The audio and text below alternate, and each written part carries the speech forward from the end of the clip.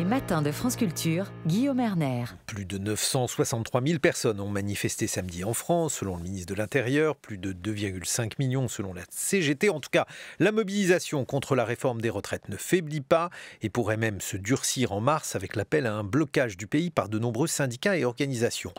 Tous ces syndicats rejettent une réforme qu'ils jugent socialement injuste, certains allant même jusqu'à militer pour taxer les grandes fortunes, taxer également les super profits des grandes entreprises afin de combler le déficit du système des retraites.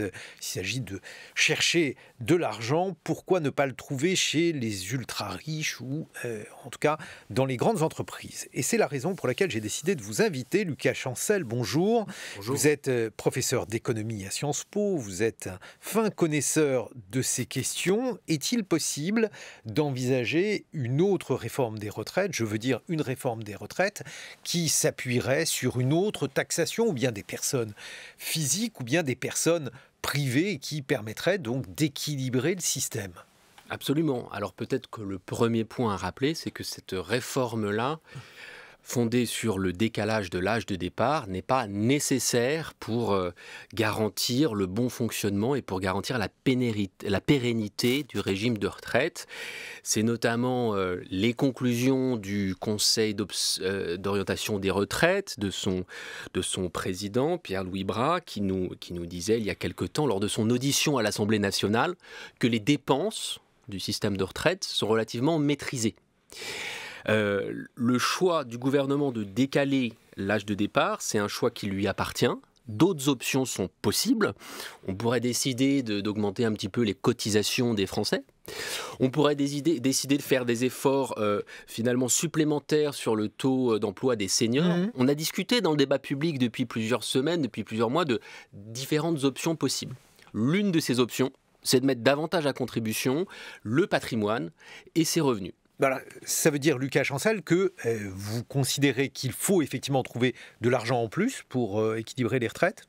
On est d'accord avec ça? Environ 10 milliards à trouver, et on peut tout à fait les trouver d'autres manières que via le décalage de l'âge de départ. Alors, au sujet donc de cette somme qu'il faudrait trouver, donc environ 10 milliards d'euros, il y a eu différentes propositions. Alors, par exemple, Oxfam a considéré que l'on pouvait essayer donc de faire une taxe sur les plus riches, qu'elle rapporterait environ 12 milliards d'euros. On a un peu l'impression qu'on est dans une sorte de concours l'épine de la fiscalité, avec une cible, en l'occurrence pour Oxfam, mais aussi pour un certain nombre d'autres économistes. Les ultra-riches, comment ça pourrait fonctionner, selon vous, Lucas Chancel? Peut-être revenir, juste dézoomer un tout petit peu sur le moment de l'histoire économique dans lequel on est. Parce que ça permet de mieux comprendre pourquoi, aujourd'hui, dans le débat public, et également dans les travaux de certains économistes, cette focalisation sur ce qui se passe tout en haut de la pyramide sociale, ce qui se passe chez les multimillionnaires ou chez les milliardaires. Donc on est dans un monde, et notamment en France, où la société, dans son ensemble, n'a jamais été aussi riche. Le patrimoine français n'a jamais été aussi élevé dans son histoire économique. C'est-à-dire, si vous nous donniez quelques chiffres des ordres de grandeur? Eh bien, on a un PIB français qui est de l'ordre de 2500 milliards d'euros par an. Et on a une richesse nationale qui est de l'ordre de 5 à 6 fois ce niveau-là.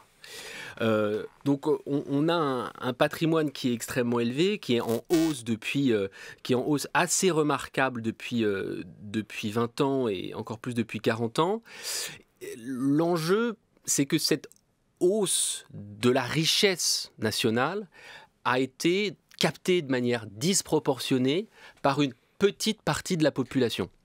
On entend dire que la France est plutôt moins mal placée que d'autres pays en termes d'inégalité, Lucas Chancel. Alors ça, c'est vrai largement sur les revenus. Sur le patrimoine, on n'est pas franchement mieux que nos voisins du point de vue de cette hausse des inégalités. Et en fait, on est plutôt un pays où cette hausse a été marquée depuis 30 ans. Pour donner un chiffre concret, qu'on pourra lire dans de nombreux magazines, dans les kiosques à journaux, le patrimoine des 500 plus grandes fortunes de France passe d'environ 200 milliards en 2010 à peu près 1000 milliards aujourd'hui. Je vais rapporter ça au PIB. Parce que rapporter ça au PIB, ça nous permet de se rendre compte de comment ce patrimoine augmente plus vite que les revenus, justement. On était à peu près 10% du PIB il y a 10 ans. On est à près de 40% du PIB aujourd'hui. Ça veut dire que ce patrimoine a augmenté 4 fois plus vite que le PIB. Donc ça, c'est les valeurs qu'on peut regarder, voir dans les magazines. Je donne juste une autre statistique. La part du patrimoine détenu par les 1% du haut, au milieu des années 80, c'était environ 15% du total.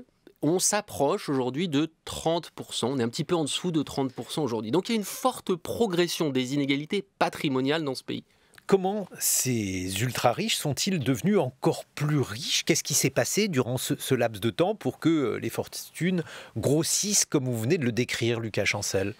D'un point de vue assez général, et je rentrerai dans le particulier ensuite, on a organisé la mondialisation de telle sorte à ce que les plus hautes fortunes bénéficient davantage que du reste de la population de l'ouverture des marchés à l'international, placements financiers qu'on peut faire aux quatre coins du monde, la possibilité d'avoir des marchés pour vendre des biens et des services un peu partout dans le monde. Et par ailleurs, et c'est aussi extrêmement important, on a organisé la fiscalité en France de telle manière à ce que le patrimoine se porte extrêmement bien au sommet et est très peu taxé tout en haut de la pyramide sociale.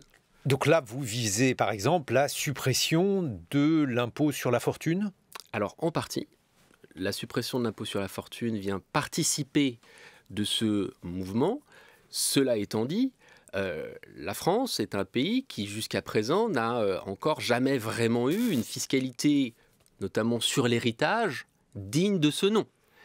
La fiscalité sur l'héritage reste finalement très faible chez les très très riches, qui vont payer de l'ordre de 10% sur les transmissions pour ceux qui vont hériter plus de 13 millions d'euros, vont payer 10% sur les transmissions, alors que le taux affiché, le taux indiqué, est de l'ordre de 45%. Oui, c'est effectivement ce qui me semblait, mais alors comment vous expliquez la différence? On a fait des dispositifs d'optimisation fiscale, notamment pour les grandes fortunes, permettant de retirer une partie de la richesse du paiement de cet impôt sur l'héritage, des fiscalisations du trade notamment, qui permet de dire, finalement, certains types de biens professionnels, s'ils sont transmis de cette manière-là et pas d'une autre, eh bien, ils vont être à 75% exclus du paiement de l'héritage. Et quand vous êtes une très grande fortune, vous allez utiliser ces dispositifs-là pour finalement payer 10% d'impôt sur l'héritage seulement, au lieu des 45% indiqués au-dessus d'une certaine valeur. Donc ça pose un problème méritocratique. Certains vont hériter rien du tout, et d'autres vont hériter des millions d'euros, très peu fiscalisés. Mais alors, l'héritage de l'outil de travail, les modalités fiscales avantageuses que vous pointez, Lucas Chancel, étaient justifiées par le fait qu'il ne fallait pas morceler le capital, parce que dans ces conditions, dans l'hypothèse où on aurait des PME, des grosses PME, pour les montants que vous évoquez, voire des multinationales, eh bien, il ne fallait pas faire en sorte que l'entreprise soit en risque au moment de la transmission et qu'il y ait donc un problème de gouvernance. Bon, écoutez, le fondement économique de cet argument reste encore à démontrer. Ça fait maintenant plusieurs décennies qu'on en parle. On n'a pas de démonstration claire qu'il y aurait une efficacité économique vérifiée liée à ces stratagèmes finalement de réduction de l'impôt sur les très hautes fortunes. Ce qu'on sait par contre, c'est qu'il y a cet effet boule de neige de la transmission du capital et qui fait que de génération en génération, on crée des dynasties de grands propriétaires et que ça va quand même plutôt à l'encontre des discours que l'on se raconte en France sur la méritocratie. Mais alors, là aussi, parce qu'il faut qu'on ait notre moment ruissellement, tous les deux, Lucas Chancel, lorsque ces mesures ont été faites, lorsque la suppression de l'ISF a été notamment décidée, alors il faut rappeler malgré tout que l'outil de travail, donc les très riches qui sont très riches, notamment du fait de la possession d'une entreprise qui est cotée en bourse et qui atteint des sommes vertigineuses, eux de toute façon, ils n'étaient pas visés par l'ISF avant. Mais l'une des idées était de dire on va faire un pays qui est plus favorable au monde des affaires pour que les très riches ne s'évadent pas fiscalement et que donc la France profite de ses richesses, de leurs richesses. Qu'en sait-on aujourd'hui sur les conséquences économiques de la présence de très riches sur notre territoire ? Alors, suite à cette réforme de la fiscalité du capital, il y a eu sur la fortune, sur le stock, il y a aussi eu sur les flux, sur les revenus, avec la flat tax sur les revenus du capital. Donc le taux d'impôt sur les dividendes, sur d'autres types de revenus du capital, a été réduit.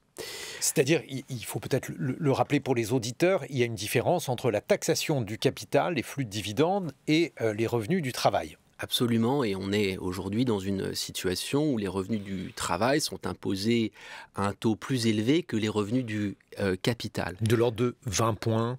On est pour une flat tax, je crois, à 30%, et pour les revenus du travail, pour les hauts revenus, on est à un peu plus de 50%. Absolument.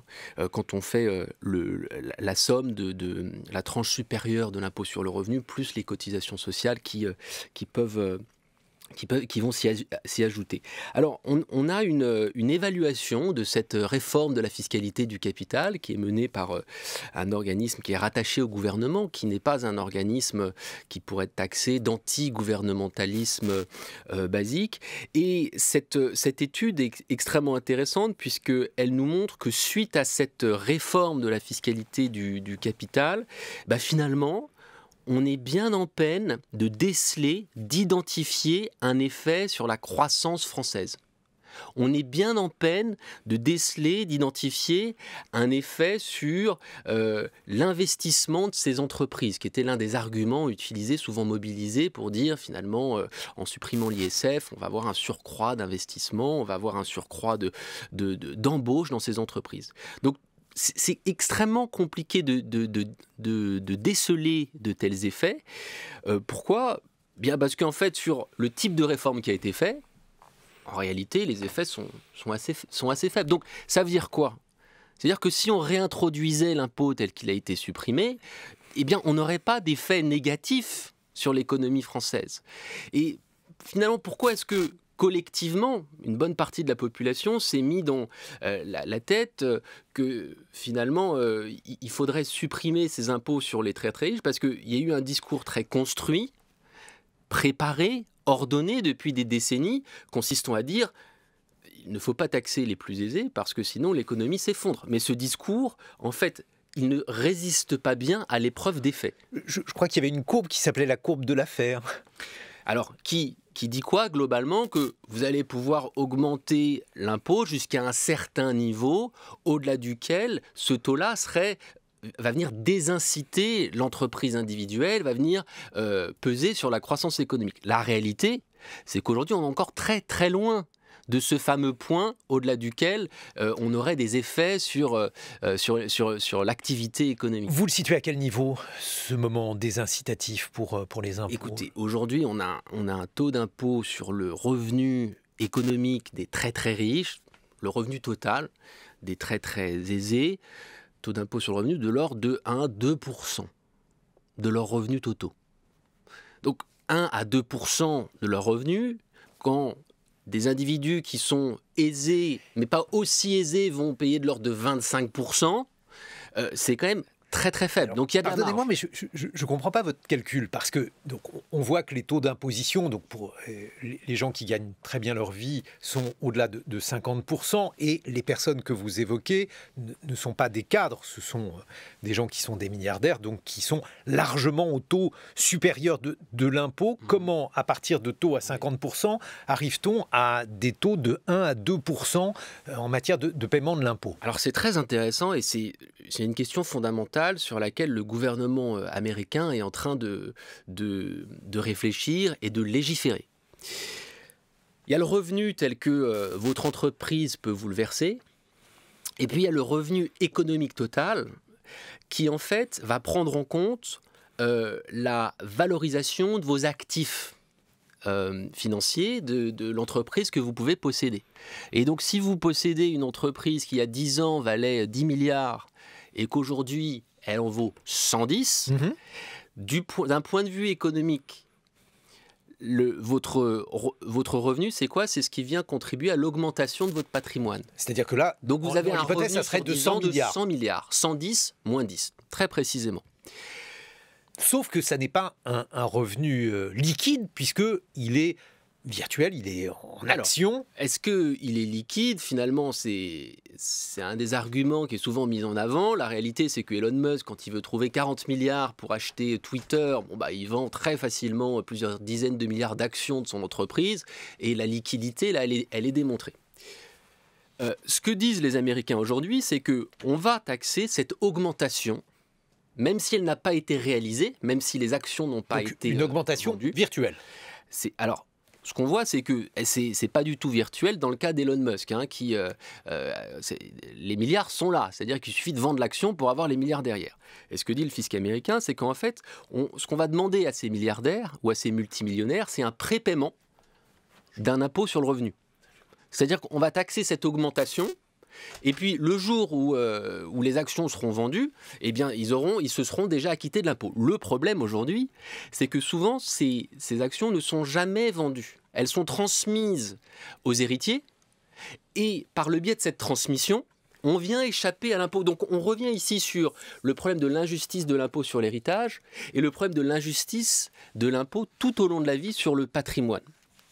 On se retrouve dans une vingtaine de minutes. Lucas Chancel, vous nous expliquerez quelles sont les conséquences effectivement de ces inégalités, comment on peut aussi y remédier dans une refonte du système fiscal, puisqu'on voit que les sommes que vous évoquez sont effectivement supérieures aux 10 ou 12 milliards qu'il faudrait donc pour équilibrer le système des retraites. Je rappelle que vous êtes professeur d'économie à Sciences Po Paris. Il est 8h sur France Culture. Évoquer une possibilité de taxer les ultra-riches, les super-profits des entreprises. Nous sommes en compagnie de Lucas Chancel. Vous êtes professeur d'économie à Sciences Po. Vous nous avez dit que par rapport aux sommes qui sont attendues en matière de déséquilibre du système des retraites, disons entre 10 et 12 milliards d'euros, il serait possible d'évoquer une autre forme de fiscalité tournée vers les ultra-riches et les super-profits. Mais est-ce véritablement orthodoxe de financer un système des retraites avec de l'impôt, sachant que les impôts peuvent varier de manière favorable ou défavorable, Lucas Chancel? En fait, pour revenir sur comment est financé le système actuel, on a 340 milliards de dépenses de retraite chaque année. C'est le chiffre 2021 du corps. Sur ces 340 milliards, 270 viennent de cotisations retraite. Et d'où vient le reste? Eh bien, en grande partie, d'impôts, notamment la CSG. On a aussi la CRDS qui vient rembourser les déficits des systèmes passés qui sont comblés avec les impôts des gens d'aujourd'hui. Donc en réalité, on a déjà plusieurs dizaines de milliards d'euros qui sont issus d'impôts et de taxes qui viennent financer le système. Donc ce n'est pas totalement hétérodoxe de dire ça. En fait, on le fait déjà depuis des dizaines d'années. Maintenant, par rapport aux sommes qui sont en jeu, par rapport au fait que, et là je cite une nouvelle fois le corps, il n'y a pas le feu au lac. On n'est pas là sur une réforme qui, si elle n'est pas faite, le régime va s'effondrer du fait d'un déséquilibre démographique. Je pense que c'est encore important de revenir là-dessus. Il n'y a pas de déséquilibre démographique qui ferait que si on ne fait pas cette réforme-là, le système s'effondre. Et donc pour trouver 10-12 milliards d'euros à horizon 2030, je rappelle que l'année dernière, le système était excédentaire et non pas déficitaire, là on parle de 2030, eh bien 10 milliards, on peut tout à fait les trouver dans une mise à contribution plus grande des revenus du capital ou du stock de capital. Alors, s'il s'agit donc de taxer différemment les ultra-riches et les profits des multinationales, un ultra-riche d'ailleurs, ça possède quel type de patrimoine? À partir de quel seuil, Lucas Chancel, il faut évoquer ce terme? C'est une très bonne question, il n'y a pas une seule réponse. Si on regarde le droit fiscal, l'impôt sur la fortune commence environ à un petit peu au-dessus d'1 million d'euros. Donc, vous êtes fortuné au-dessus de ce type de revenu-là. La plus haute tranche d'imposition sur le revenu, la tranche supérieure dont on parlait il y a 20 minutes, elle est autour de 15 000 euros par mois de revenus. Maintenant, si on parle des très très grandes fortunes, alors là on peut imaginer commencer à plusieurs dizaines de millions d'euros de patrimoine. Le top 0,01% de la population, c'est-à-dire 4000 personnes, ça commence à environ 30 millions. Donc si vous avez plus de 30 millions, vous êtes dans les 4000 personnes les plus riches, 4000 adultes les plus riches du pays. Et peut-être que c'est un bon seuil pour parler de l'ultra-richesse. Un petit peu en dessous de 100 millions, plusieurs dizaines de millions d'euros. Mais bon, là, il n'y a pas de réponse exacte, si vous voulez. Moi, je peux vous donner des niveaux de patrimoine au-dessus pour les 1% ou 0,1% du haut. Chacun se fera son avis sur cette question. La critique qui est adressée à ceux qui veulent alourdir la fiscalité sur les ultra-riches consiste à dire, Lucas Chancel, que le taux de prélèvement en France est déjà à un tel niveau qu'il serait déraisonnable de l'accroître. Vous connaissez le discours Cuba sans le soleil, un taux d'imposition qui serait supérieur à ce qu'il pourrait être dans des régimes confiscatoires. Alors, deux réponses. La première, c'est que je fais partie de ceux qui pensent, qui essaient de travailler sur des réformes permettant de réduire la pression fiscale sur une grande partie de la population française. Je pense notamment à l'héritage. On parlait de l'impôt sur l'héritage précédemment. L'impôt sur l'héritage pourrait être réduit pour les classes moyennes et pour les classes populaires, avec cette fameuse défiscalisation des transmissions en ligne directe de 100 000 euros. Elle pourrait passer à 200 000 euros, qui ne seraient pas taxés au titre de l'impôt sur l'héritage. Pour autant, si on fiscalisait mieux ce qui se passe au-dessus, chez les très très riches, sur les 1% les plus hauts, les plus aisés, alors on pourrait récolter davantage du point de vue du trésor public. Donc, on voit ici qu'on peut faire des réformes où certains vont gagner, la majorité de la population, d'autres vont contribuer davantage, et au total, on dégage des marges de manœuvre. Ça, c'est l'héritage. Maintenant, sur le patrimoine, c'est à peu près la même chose, si vous voulez. C'est-à-dire qu'aujourd'hui, en fait, il y a déjà un impôt sur les patrimoines des classes moyennes, c'est la taxe foncière. La taxe foncière qui va dépendre de la valeur de votre bien, que vous soyez aisé ou que vous ayez un petit logement. Récolte 40 milliards d'euros par an environ. Eh bien, cette taxe foncière, elle est assez injuste parce que ces taux ne dépendent pas du tout, sa valeur ne dépend pas du tout de combien vous possédez. Donc on pourrait faire une taxe foncière qui soit plus juste. Ça, c'est la première manière de répondre. On peut mieux articuler la fiscalité pour plus de justice. La deuxième manière de répondre, c'est que on a un taux total d'impôt de l'ordre de 50%. Du revenu national, on a de nouveaux besoins. La dépendance, l'adaptation au changement climatique, végétaliser nos villes, transformer notre système énergétique. Est-ce qu'on va financer ces nouveaux besoins en réduisant dans la santé, dans l'éducation, dans les retraites, ou est-ce qu'on se dit on va dégager de nouvelles marges de manœuvre parce qu'il y a de nouveaux besoins ? Plutôt tendance à penser que la deuxième réponse est tout à fait légitime. Alors attendez, parce que si on vous suit bien, Lucas Chancel, donc ce que vous proposez, ce n'est pas d'accroître les prélèvements, c'est de redistribuer ces prélèvements entre les différentes tranches à la fois de revenus et j'imagine de patrimoine, puisque si l'on vous suit, il faut revoir aussi la fiscalité sur le patrimoine, bien entendu, et sans pour autant accroître la pression fiscale moyenne en France. Si, je pense qu'on peut baisser les prélèvements sur les classes populaires et les classes moyennes, tout en augmentant les prélèvements là où en fait ils sont relativement faibles, c'est-à-dire tout en haut de la pyramide sociale, et cela aura pour conséquence d'augmenter un peu le taux de prélèvement de l'économie. Mais c'est important de dire que tout le monde n'est pas concerné de la même manière. Alors, certains y gagnent et d'autres vont contribuer davantage. C'est important de le dire, mais ce qui est tout aussi important pour certains de vos confrères économistes, Lucas Chancel, cela consiste à dire que quelles que soient finalement les personnes que vous taxez, ça a beaucoup d'importance pour les personnes, ça a beaucoup d'importance aussi pour des principes d'éthique et de morale, bien sûr, mais pour l'économie au global, ce qui compte, c'est la pression fiscale qui est exercée sur le pays et la soustraction de la richesse nationale qui va donc en prélèvement obligatoire. Non, en fait, au premier ordre, ce qui compte sur les montants dont on parle, là, augmenter de 10 milliards, 20 milliards d'euros la contribution des très, très aisés. Au premier ordre, ce qui va compter pour la croissance française, c'est comment on utiliserait ces ressources. Est-ce qu'on les utilise pour investir dans l'éducation, pour investir dans la transition énergétique, pour investir... On peut utiliser une partie pour financer les retraites, mais c'est surtout comment on choisit de réinvestir cet argent. Plutôt que, est-ce qu'on va augmenter de 10 ou 20 milliards d'impôts sur les très riches et l'économie s'effondrerait?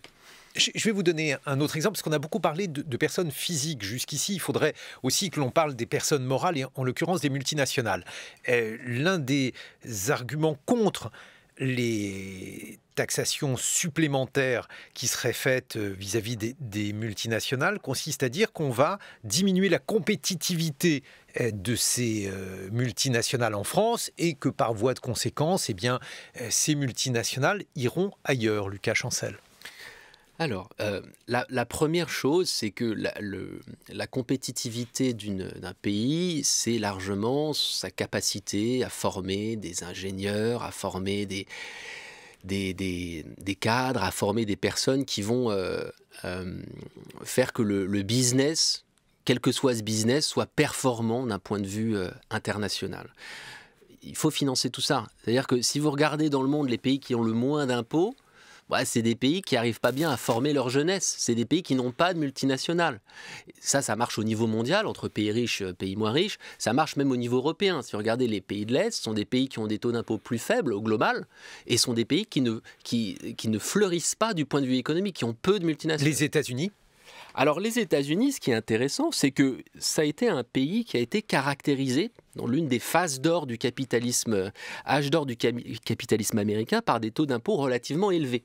Et ça, on a tendance à l'oublier en fait, parce qu'il est passé ensuite par une période de 1980 à nos jours, par une période de taux d'impôt faible. Taux d'impôt sur les revenus, taux d'impôt sur les multinationales ont dégringolé.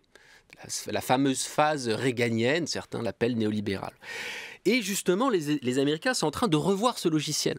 Les Américains, je pense, sont en train de montrer que d'autres voies sont possibles, sont en train de montrer qu'on peut augmenter le taux d'impôt sur les multinationales, on peut augmenter le taux d'impôt sur les revenus du capital, et c'est exactement ce que Biden est en train de faire en disant quoi? Je vais faire tout ça pour financer notamment mes investissements climat, tout en faisant quoi d'autre? En n'augmentant pas d'$1 l'impôt sur les classes moyennes et les classes populaires. C'est exactement ce que Biden est en train de faire. Bon, mais alors, si on prend l'exemple d'une société, allez au hasard, LVMH, puisque la valorisation de cette entreprise à 400 milliards d'euros a suscité là aussi de nombreux commentaires. Lucas Chancel, si on taxe d'une manière ou d'une autre, c'est-à-dire ou bien les revenus de cette société ou bien le patrimoine de celui qui la possède en partie, je veux parler bien sûr de Bernard Arnault, le risque c'est que ce champion aille ailleurs qu'en France et que les emplois, les retombées directes, indirectes de LVMH, que ce soit donc, je ne sais pas, les investissements en France, les fondations, bref, tout ce qui peut constituer l'écosystème d'un pays, eh bien cela irait ailleurs. Alors, encore une fois, là, il faut dédramatiser. Il faut dédramatiser. En réalité, l'administration fiscale dispose d'un éventail d'outils possibles pour empêcher ce type de situation. Les Américains ont ce qui s'appelle une exit tax. Si vous voulez changer de nationalité, si vous voulez renoncer à votre nationalité américaine pour arrêter de payer impôt, vous devrez payer l'impôt sur vos fameux gains en capital, plus-value non réalisée dont on parlait il y a 20 minutes. Juste pour le rappeler, c'est lorsque votre patrimoine a considérablement grossi, on peut le taxer avant même que ce gain soit effectif. Voilà, et même si même si le gain effectif n'arrive pas chez vous, mais que vous choisissez de sortir du pays changez de nationalité, vous serez quand même imposé là-dessus selon le... Ou être non-résident, puisque vous... Alors, les non-résidents américains sont... Et donc ça, le droit fiscal va changer. Je parlais pour les Français, voilà. Puisque pour les Américains, c'est un autre système. Tout ça pour dire quoi? Que l'administration fiscale dispose d'énormément d'outils à disposition pour peu que cette administration choisisse d'utiliser ces outils. Depuis une trentaine d'années, la logique politique était de dire on ne peut pas utiliser ces outils, c'est trop compliqué, on n'y arrivera jamais. Et donc on a laissé un petit peu, on a ouvert les vannes si vous voulez. On peut décider de faire autrement, et encore une fois il faut dédramatiser, on peut tout à fait y arriver. Mais bon, ça veut dire d'avoir un logiciel de pensée qui consiste à réaliser qu'il est possible de faire mieux qu'on fait aujourd'hui. Et on peut tout à fait faire mieux qu'on a fait depuis 30 ans. Lucas Chancel, pourquoi dans ce cas-là, dans cette forme de concours l'épine de la fiscalité, pourquoi ne pas prélever une taxe très faible sur des montants très importants ? On voit par exemple les flux financiers qui sont sous-jacents à la bourse ou au système général financier. Pourquoi par exemple ne pas imaginer une taxe de ce type qui, elle, semblerait peut-être plus indolore, je ne sais pas, pour les personnes physiques et les multinationales? Alors, les propositions dont il a été question depuis quelques mois, quelques semaines dans le débat public, un impôt de 1%, 2% sur la fortune des très très riches, c'est une taxe qui est très faible. Quand vous avez une fortune qui augmente de l'ordre... C'était l'ISF à peu près. De 9-10%. Alors, c'était l'ISF, ce qui ne pesait pas sur toute une... Sur l'outil professionnel. Sur l'outil professionnel, sur les biens professionnels. Mais si vous avez un taux de 1%, 2% sur des patrimoines qui eux-mêmes augmentent à 9-10% par an en moyenne, vous avez toujours une augmentation très forte de ces patrimoines chaque année. Donc, on n'est pas dans du confiscatoire. 10% moins 2%, ça fait 8% d'augmentation par an. Vous avez taxé 2%, le patrimoine va continuer d'augmenter par 8%. Donc on est quand même là sur des taux très faibles. Ce dont on discute, c'est précisément des taux faibles dans un contexte économique particulier, celui qui nous caractérise, de très forte concentration du capital au sommet de la pyramide sociale, ce qui permet, via des taux relativement faibles, de récolter des sommes conséquentes. Alors, moi, je ne pensais pas à ça. Je pensais, par exemple, à une taxe sur les transactions financières.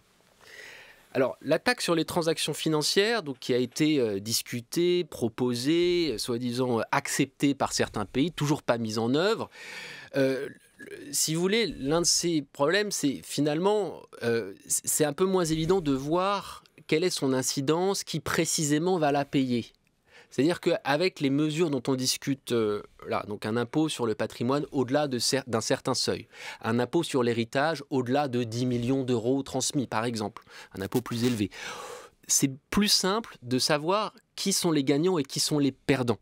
Avec la taxe type Tobin sur les transactions financières, c'est un petit peu plus compliqué, c'est un peu moins lisible, c'est un peu moins transparent, si vous voulez. Mais est-ce que pour vous, c'est quelque chose de réaliste? Alors, on voit qu'on a eu toutes les difficultés du monde de le faire. Là aussi, il y a eu des tentatives. Il y a une dizaine d'années, il y avait cette taxe sur les billets d'avion. Je ne sais même pas si elle existe encore, cette taxe-ci. Enfin bref, on voit l'idée qui consiste à prélever de petits montants sur des flux qui sont des flux importants. Ça, ce n'est pas une piste que vous semblez retenir, Lucas Chancel. Le mouvement qu'on observe aujourd'hui, c'est quand même un retour de la taxation du patrimoine. Les Norvégiens viennent d'augmenter leur taux d'impôt sur le patrimoine. Les Espagnols ont mis en œuvre un impôt de solidarité exceptionnel sur le patrimoine des très riches. Les Américains en ont discuté pendant leur campagne. Aujourd'hui, la décision qui est proposée par Joe Biden, c'est de s'assurer que les patrimoines supérieurs à 100 millions d'euros payent un minimum d'impôt sur le revenu de 20%. Donc il y a plusieurs options en jeu, mais c'est vrai qu'aujourd'hui on se dirige, il me semble, davantage vers une modernisation de l'impôt sur le patrimoine et des revenus du patrimoine de manière un petit peu un peu différente à ce qui a été proposé il y a 20 ans avec la taxe Tobin. Lucas Chancel, vous êtes économiste, mais je vais quand même me risquer à vous poser une question politique. Pourquoi, lorsque François Hollande était au pouvoir, alors qu'il avait débuté, on s'en souvient, son mandat avec une proposition donc de taxer les salaires supérieurs à 1 million d'euros, pourquoi François Hollande n'a-t-il pas essayé de faire une réforme de la fiscalité, inspirée par exemple par quelques-unes de vos propositions ? C'est une très bonne question qu'il faudra lui poser. En attendant, je la lui poserai, mais je voulais vous la poser à vous, parce qu'on parle beaucoup de fiscalité en France, mais finalement, alors, il y a eu la suppression de l'ISF qui a été transformée en IFI, en impôt sur la fortune immobilière, mais les discours nombreux sur l'évolution de la fiscalité ne sont jamais suivis d'effet. En tout cas, c'est mon sentiment. Il y a une réalité, c'est que ce dont on discute ici, leur mise en œuvre dans le champ démocratique n'est pas aisée. C'est compliqué de réformer le système fiscal. Pour autant, les défis auxquels on fait face aujourd'hui, qui nécessitent d'avoir plus de ressources, changement climatique, dépendance, éducation et santé, sont des défis où on va devoir prélever davantage, en tout cas dégager des marges de manœuvre supplémentaires. Et donc, même si ce n'est pas aisé, ces transformations semblent tout à fait importantes et au regard de nombreuses personnes nécessaires. Et donc, pourquoi est-ce que la majorité 2012-2017 n'a pas réussi à avancer sur ces sujets? Bon, peut-être une des raisons, c'est que il y a eu des dissensions au sein de cette même majorité, on le sait, ministre de l'économie, devenu président de la République ensuite, sur un mandat de baisse des impôts sur le patrimoine. On l'a vu en 2017 avec la suppression de l'ISF. Donc des dissensions internes. Je pense aussi que les mouvements de pensée en économie prennent du temps. C'est-à-dire que de 1980 à 2020, on est encore dans cette phase, il me semble, consistant à penser que finalement, augmenter un petit peu l'impôt sur les très aisés, ça nuit à l'activité économique. Et donc, une partie de la population française continue de penser, de soutenir ce type de réflexion, même si dans les faits, concrètement, les taux d'impôt proposés, en tout cas ceux dont on discutait ici, n'auraient pas cet effet-là.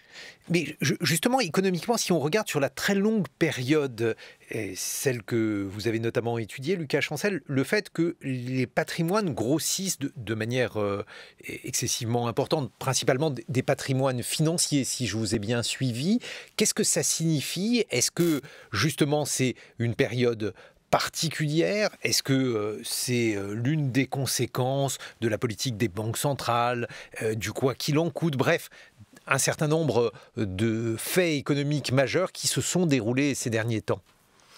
Absolument. Donc, rôle des banques centrales qui est important. Et là, on voit aussi l'effet, l'importance de choix politiques. Là, en l'occurrence, sur la politique monétaire, qui viennent nourrir, doper les cours de la bourse.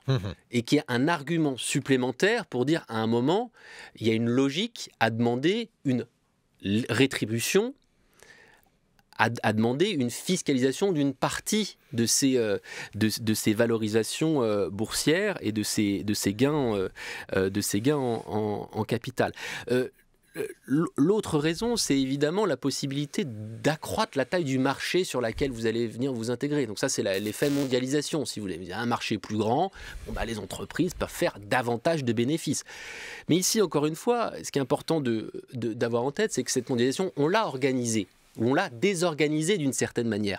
On a signé des conventions fiscales avec certains États, on a signé des conventions pour baisser les droits de douane avec d'autres États. On aurait pu organiser ça différemment. Et on entre dans une phase de la mondialisation où on est en train de réorganiser ça. Typiquement, taux d'impôt minimum sur les multinationales à 15%. Donc ça, c'est quelque chose d'établi. Mais philosophiquement, si on pense par exemple à l'économiste Karl Polanyi qui évoquait dans les années 40 le fait qu'un certain nombre de richesses, ou plutôt un certain nombre de choses soient soumises à la loi du marché. C'était plutôt cela qu'il disait, Polanyi. Le fait qu'il y ait aujourd'hui, que la période historique que nous traversons soit une période à la fois où le capital est extrêmement abondant, puisque les banques centrales en ont déversé des milliards, et le fait que ce même capital s'enrichisse, qui est un peu déconcertant, puisque d'ordinaire, il y a une prime à la rareté. Or, le capital n'est pas rare, et c'est pourtant lui qui s'enrichit. Qu'est-ce que ça vous inspire, Lucas Chancel ? Polanyi, donc, il écrit juste à la sortie de la Deuxième Guerre mondiale, et il nous dit le chaos du premier XXe siècle européen est lié à un dérèglement des marchés et au fait que l'État s'est trop retiré de l'organisation de ces marchés. Il ne sait pas encore ce qui va se passer ensuite. Lui, il pense que finalement l'État est revenu, sécurité sociale 1945, etc. De 1980 à 2020, on est retombé dans une phase de retrait de l'État, du régulateur.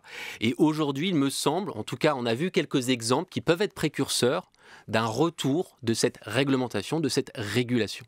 Merci beaucoup, Lucas Chancel. Je rappelle que vous êtes professeur d'économie à Sciences Po. Dans quelques instants, le point sur l'actualité.